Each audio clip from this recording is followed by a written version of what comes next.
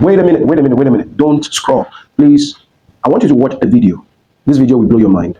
It is a huge eye-opener about the evils and the wickedness that is in this world that we live in. Watch the video. Another way of putting it would be, are you convinced that the U.S. government is totally transparent about energy? No, I think they're totally opaque about energy. Really? Tell me. Oh, yes. I think the U.S. government probably has unlocked 0 point or close to 0 point energy, which would be pulling energy out of the vacuum. We have inventors that have done that over and over and over.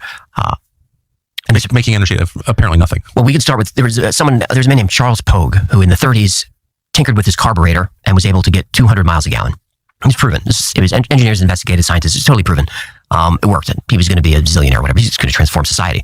And the problem was, once the news of his engine got out, the oil stocks crashed. They just crashed. So the oil industry lobbied the U.S. government. We have to do something about this. And in 1951, the Invention Secrecy Act was passed. So now, if you patent any device that is more than 20% efficient, that's instantly classified. That is now a state secret. It's vital to national security. You can't talk about it. You can't build it, and you can't sell it unless you sell it to the U.S. military. You cannot do it. That went on for a while. And then there was a man named Tom Ogle, and Tom is this is the 70s now. He accidentally rewires his lawnmower engine to take the exhaust and pump it back into the carburetor, and this thing runs on a gallon of gas for 78 hours or something like that. So he reconfigures his car. It's like a 1976 Ford Galaxy, like a boat. And he's getting 200 miles to the gallon on the thing. He's offered $1 billion from an oil-producing country. Shell Oil offers him $25 million for the patent that he considers, but they're going to shelve it. So he says no.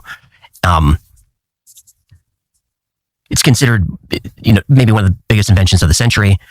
Suddenly, Tom, without a history of drug use, stumbles out of a bar. He's drunk and he's killed. And that's the end of Tom Ogle's story. And that all disappears. All that research goes away. And this repeats over and over and over again till we get to Stanley Meyer. And you might remember Stanley Meyer and the water car, because this is 1990s now. So now we have a vehicle that we're not even talking about fossil fuels and protecting a multi-trillion-dollar industry. We've got a car that runs on water using electrolysis, which has been around since the 1700s. But electrolysis requires a lot of energy and perfect water without impurities. But Stanley's figured out how to take tap water, put it into his car, and run his car on water. And what it does is splits the water into hydrogen. Oxygen runs on hydrogen. Hydrogen is a fuel. It works.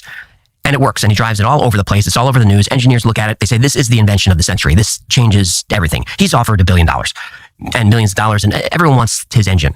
And he's sitting at a Cracker Barrel with his brother and some investors, and they raise a glass to toast the new investment and go into the future.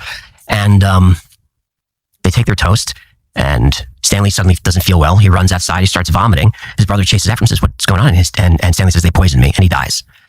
And in the medical examiner's report, it says he died of an aneurysm. But if you read the report, you can tell the medical examiner didn't really like that, because he wrote some other stuff like, he said he was poisoned, but toxicology doesn't really show it. But it says he died of an aneurysm.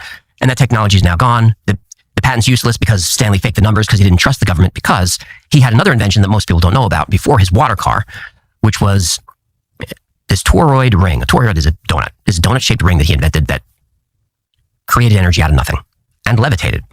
But he patented it, and got hit with the Secrecy Act, and they made his life miserable. Can you imagine the depth of wickedness that exists in the world that we live in? I know some of you all have been asking questions like, why is there so much wickedness in the world? Why does God allow, all of the wicked things that are happening in the world today?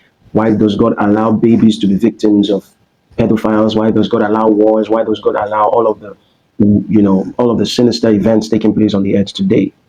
I want to say very quickly, just as you've seen, we need to understand that the world is given to the sons of men. These things are happening in the dark. They are happening in secret places.